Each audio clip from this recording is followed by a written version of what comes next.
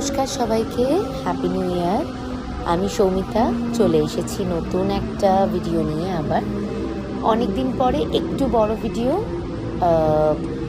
অনেক দিন অনেক কারণেই ভিডিও আপলোড করা হয়নি, বড় কোনো ভিডিও।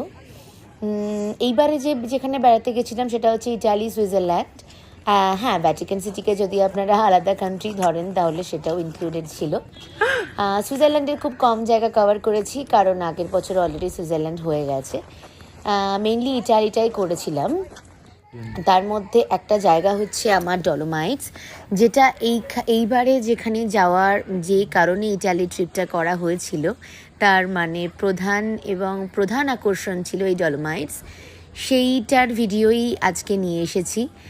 এরপরেও আরও ডলোমাইটস নিয়ে আরও ডিটেল ভিডিও আপলোড করব। আজকে দেখুন তো ভিডিওটা কেমন লাগছে আপনাদের। আর খুবই কাঁচা হাতের এডিটিং, কিন্তু দেখুন আপনাদের কেমন লাগছে।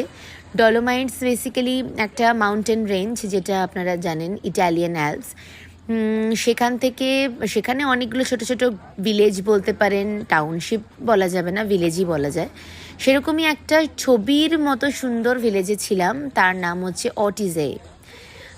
এই অটিজের ভিডিওটা